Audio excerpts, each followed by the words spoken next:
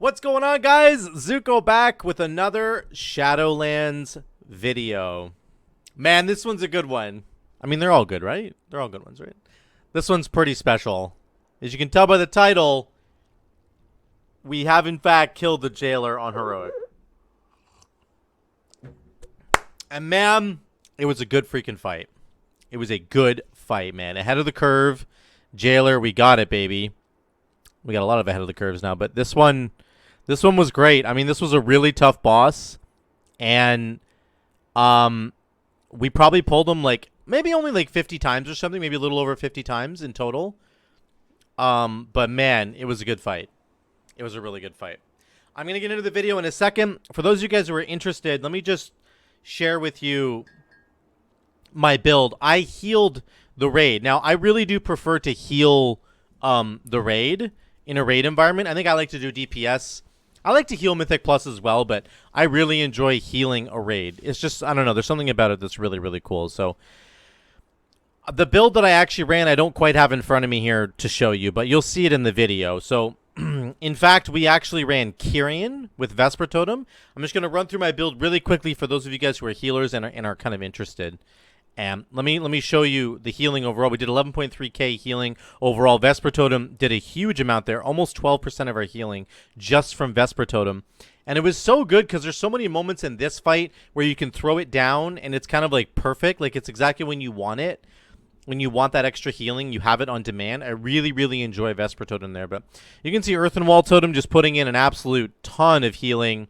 Cloudburst, Riptide, and of course Chain Heal, because the 4-piece tier set bonus basically increases the critical strike chance of your chain heal, and then a bunch of your totems just send out a chain heal for free. So I ran Kyrian, and I just ran Primal Title Core for really simple extra healing on Riptide. Very, very easy.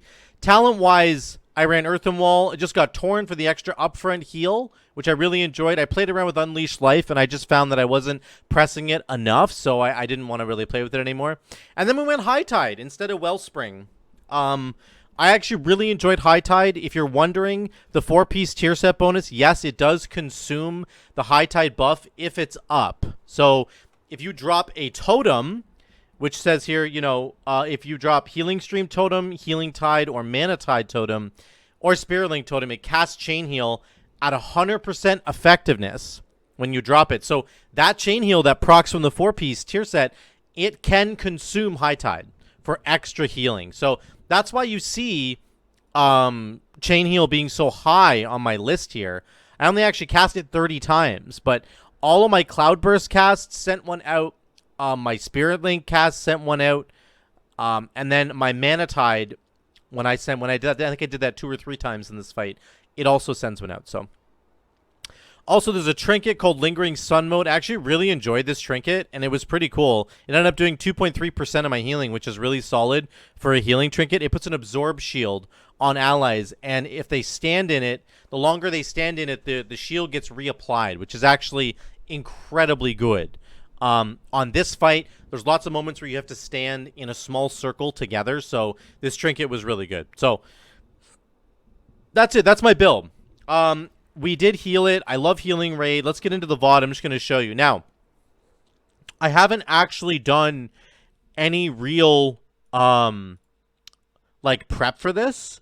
So, like, I haven't... Usually I would go through this entire video and watch it and like call out some various moments, but this isn't a full-blown dungeon. It's just one raid fight. So I'm just going to watch this video with you guys, and I'm going to be pausing it to highlight really important key moments because I don't remember everything from the fight. There's a couple things I do remember, but I'm kind of just watching this live with you guys because I think that's more fun. So let's get into the video and watch it. This was our pull that we killed the jailer on. Part of this video is also going to be me just explaining the mechanics. If you've never seen the jailer fight before on Heroic, I'm going to have to explain a few mechanics to you, and I'll explain to you how we tackled it so that you could maybe take this strategy into your raid team and help out with your raid. So for me, I want to get Healing Rain on the floor before the pull. I also basically want to cast Earthen Wall Totem down here right as the pull comes out, but I do want to get a Lava Burst off. I'm also in charge of pressing Lust, or at least I made myself in charge of pressing it. So I actually am delaying all my cooldowns by a second, which is kind of annoying on pull, but it doesn't really matter. What matters is me making sure I press Lust on pull. That's part of our strategy. We used Lust on pull, and that's kind of what most groups are doing, I think, now. So here we go. I Lust. I cast a Lava Burst with a Flame Shock. Then I'm going to do my Healing Trinket and Vesper Totem and Earthen Wall Totem. So there's Earthen Wall, Vesper. They're all down now. You can see the Absorb Shields just continuing to proc on allies. Then I need to back up and get out of the way because we're about to get a mechanic that causes us to have to, like, there'll be overlapping circles here. So here's all the circles. So you can't, I'm almost hitting Jay, actually. I might actually hit him here. No, I didn't hit him, so I got lucky. Now, as soon as those go off, everybody takes damage, and I jump forward into the group, and I drop a Healing Stream Totem, which is a Cloudburst Totem. So watch this. I'm going to drop it. Boom. See all those crit heals that went off? That's the free chain heal from my 4-piece. So I'm kind of just, like, sniping heals here a little bit, but after I throw this down, I'm just pressing damage spells. So I'm not doing it, like, intentionally to try and snipe, you know, heals. I just want to make sure that I'm actually contributing a little bit. So now I'm just pressing Lava Burst and I'm getting my Riptides out. One more Healing Rain on the ground. Then I'm just doing damage, man. Bombs come out, so you have to drop these bombs in these holes. Okay, watch them. There's a countdown timer. You have to do it at the precise moment. If you do it too early or too late, you'll just wipe your whole group. So these guys are going in. They go down the hole and they get bounced back out again. Then there's a tank mechanic called Martyrdom. He slams the ground like 3 times. Everybody in the group has to come in and soak with the tank to help absorb the damage, or you're all dead. So we come in, we soak the damage. There we go. I get some more Riptides out. Then he's going to do a chain suck ability that pulls us all in and then slows us down. So we use one of our Druid Roars to get out of it. It's called Chains of Oppression. I'm supposed to take a Warlock Gate here, but I never got the macro for it. It doesn't actually matter for me, but I should have gotten the Warlock Gate macro thing there. But anyway. We move here. I actually get a rune. A really important cooldown that I use right here is Wind Rush Totem. Because right after these bombs go off, he's going to do a Mind Control. And we need to line of sight him or we will get MC'd. So watch this. I have to do a bomb, though, which is frustrating. So I drop Wind Rush Totem right now. I'm dropping it right now. Then I jump in the hole. Okay. Then I come out. Then here's the MC's coming right now. I have to get out of the way so I don't get MC'd. That was good. Then we have to do as much damage as we can. I drop Vesper Totem here. These lines can do damage if you run them through other people. But the tank mechanic is coming. I need to get him really quickly. This is one of my cooldowns here. I make sure that Earthen Wall Totem is down once again. Then I'm dropping Healing Tide Totem. Big cooldown for me. After he hits us. Boom, there's Healing Tide. Everybody gets healed. I'm Riptiding people back up. There's more bombs going off. Okay. Then he pulls us in with chains again. We get another roar. So we have to run away. I start doing, I think, Spearwalker's Grace here. Yeah, right here. So I can cast while moving. See the buff up here? I'm doing the cast while moving so I can get some heals off right before this damage comes up. Because it's actually a lot of damage. Everybody gets kind of chunked here, right? So now I need to make sure that I'm healing people. Couple chain heals, Healing Stream. Healing Tide, sorry. And then I Riptide to get people back up. More bombs. People have to jump in the holes. Spread and line of sight, as you can hear Jay in the background. He's doing all the callouts here. I'm trying to do as much damage as I can. I need to LOS, or I'm gonna get MC'd. Okay. All right, lines followed by tank combo. Lines are here. Here comes the tank combo. Watch your backs. This is just me using my trinket once again. Some absorb shields, Riptides. Not too much really. I didn't use a lot there. I didn't even have Earthen Wall up. So I put Earthen Wall down. I need to get Healing Rain down once again. Now we need to run away. This is roar number 3 from the Druids. Boom, you're up next. As soon as the damage goes off here, I'm going to drop a totem to get a free chain heal. Then I'm chain healing people, another Healing Rain, and Riptides. Then we're back to doing damage. 3 more bombs have to go off. Those bombs put those pillars there, just so you know. So we're spreading. Then there's a tank combo. This is my Spirit Link. Big cooldown. Watch how much damage Spirit Link absorbs here. This is insane. Oh, why does it do that? But apparently we phased him, and I forgot that this actually happened on the kill. That's actually crazy. So I think we keep, like, phase. This happened a couple times on earlier pulls where he's supposed to do a tank mechanic there where he slams us, and we have to absorb the damage together, but he, like, didn't do it. My bad. So we all line of sight. The only person that didn't get out was Ulverth, our pally there. Not really his fault, because this game is really weird. So we phased into phase 2 here. It was tank combo within line of sight. Like, what the fuck is going on? We, like, phased him or something. He didn't even do it. So now we have to get Ulverth up, so we're down to B-res. Now, we're in phase 2 now. And when you get these circles around you, instead of them just exploding for damage, they now leave a swirly where the explosion was afterwards, which does additional damage if you get hit by it. So you have to be very careful here. You have to spread out these swirlies, and watch this. Now I can't move. See all those brown swirlies? That's happening. Also, this big blue swirly over here is a knockback. This can knock you into the holes that are in there, and if you fall into a hole, you're dead. So you have to be careful with that knockback. Boom, there's the knockback right there. It doesn't knock you very far, but it's deceptive. You'd be surprised. So then he's doing a tank mechanic, which is called Shatter Blast. Then we have the circles again. That again, they're going to leave swirlies on the ground. Already fat man.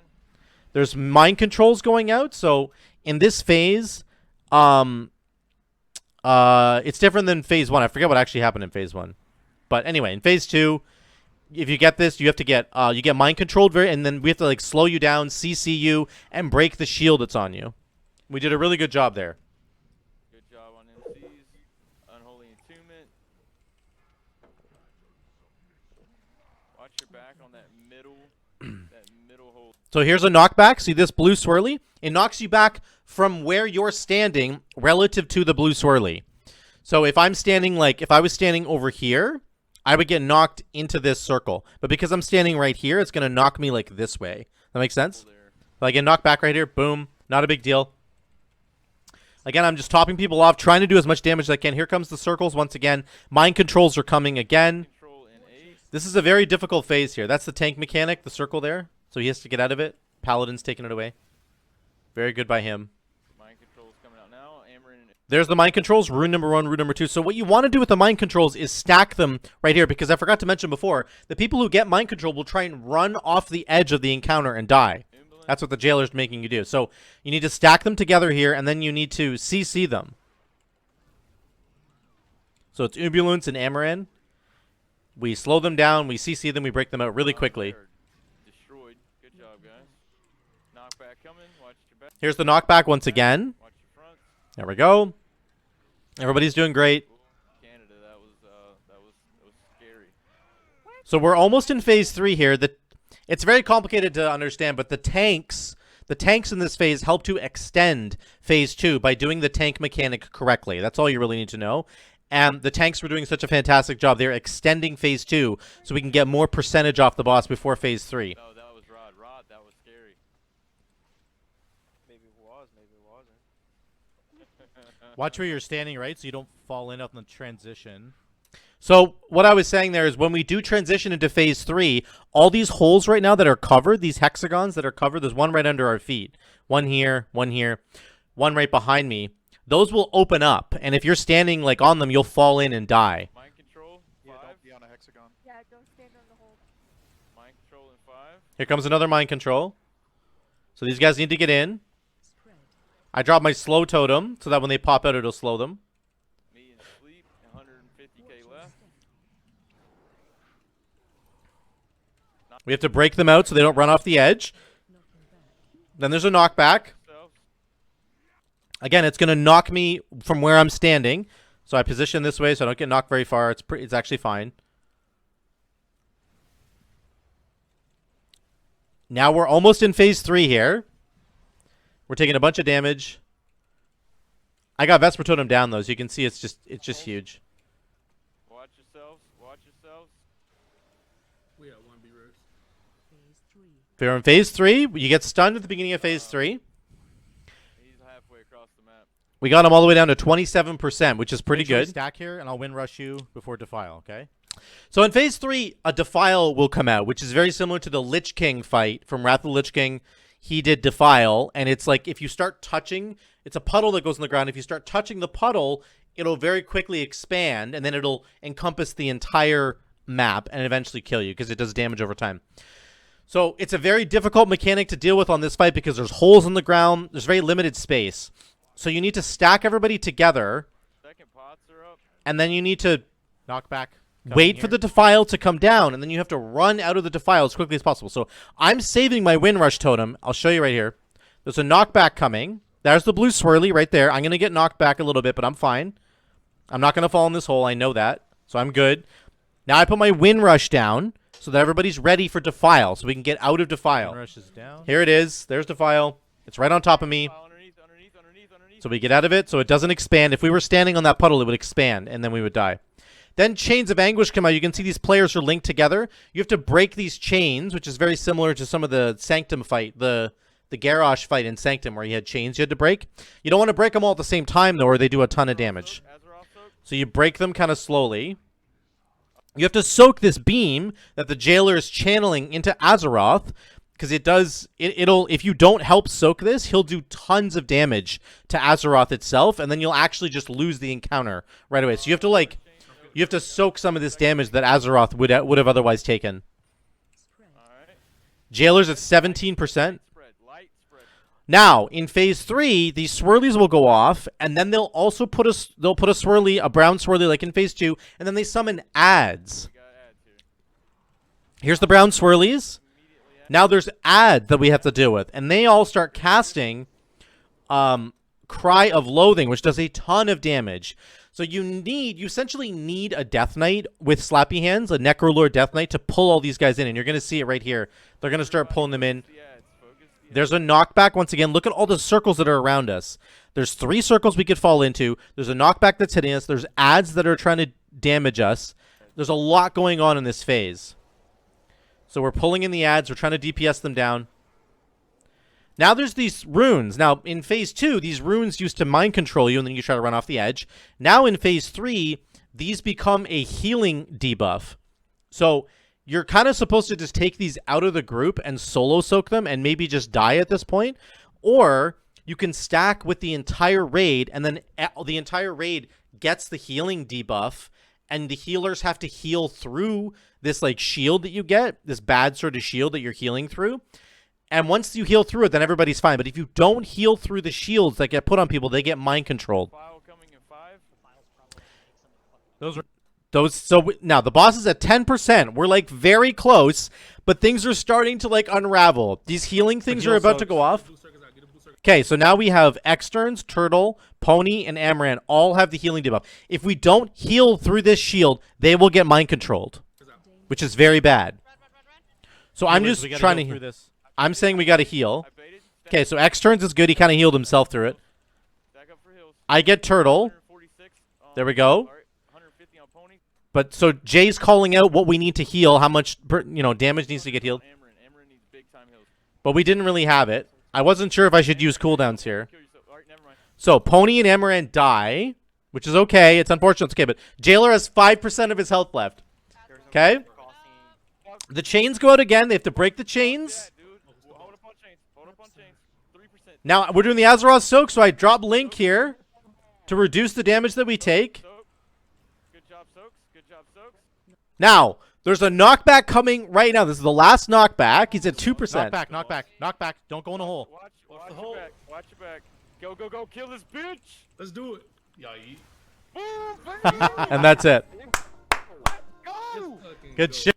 Now, there's actually one thing I missed. One really important thing I want to miss. I'd be remiss if I didn't mention this for Jay. Not in here. Phase 3, we get the first Defile. Watch this.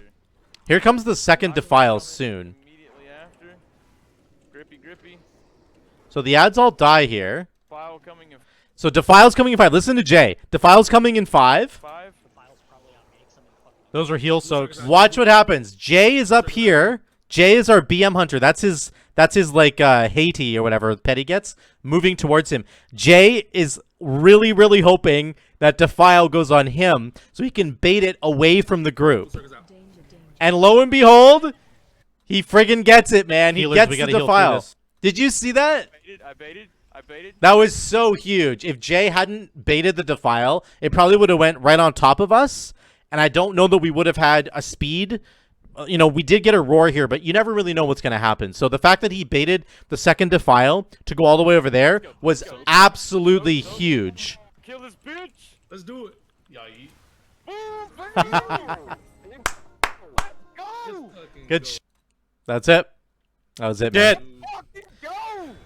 Let's go. Everybody was very excited. Very, very excited. So that was it. So, there's a lot of things that go on in this fight. And, you know, it's hard to sort of mention them all if you haven't seen the fight. But basically, the main crux of the fight is that there's the holes that are in the ground.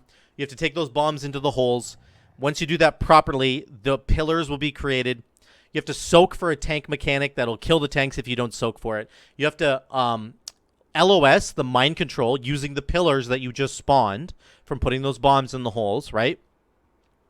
And then in phase 2, you have, instead of people jumping into holes and putting pillars up, people get mind controlled, and you have to crowd control them, slow them down. Things like Ring of Peace from a monk is really, really good. You have to DPS the shields off of those guys so that they stay alive. In P2, it has the potential to do some of the highest, I think, damage in the entire fight, because those swirlies that come out now, they leave behind a brown swirly afterwards, and if you get hit by that, it's really dangerous. There's also the knockback in phase 2 that can knock you back into a hole, and you're immediately dead. Then you get to phase 3, and you can get knocked back into holes. There's a Defile puddle that goes down, that if anybody's standing in it for like 1 second or longer, it'll start spreading, and it'll cover the entire map, and then it's just a wipe. There are ads that spawn now out of the swirlies that you have to crowd control and kill on top of the jailer. Then there's a second Defile that'll come out that Jay like perfectly baited to the side, which was really amazing. And then you have to soak the beam that goes into Azeroth as well as a party. Otherwise, your fight will end very, very quickly. So there are so many like little things on this fight that went very well, that our team really banded together and made happen, and it was really, really exciting to get AOTC finally, to get the jailer down. It's just, I mean, I couldn't be happier, couldn't be more proud of our team, and I loved healing the fight. I did end up doing, oh, where's my 3K overall DPS, which I was very excited about. That was like a 95, 96 percentile parse, which was really, really cool. And then on top of that, we had 11.3K healing, which was just amazing as well. But really, you know, you could just feel it. Pull after pull, we kept getting closer and closer. On Tuesday, every single pull got to phase 3, and we got deep into phase 3. So you could tell that we were almost there. We just had to get over the hurdle, and that's our kill on the jailer, guys. So if you want to use our strategy for your group, if you're having a hard time defeating the jailer, this is how we managed to do it. I'd say you should lust in P1, and then there's a whole bunch of other little things that you have to sort out with your group that you can check on my VOD here and use it as a reference if you want to. But there you go. That's the jailer.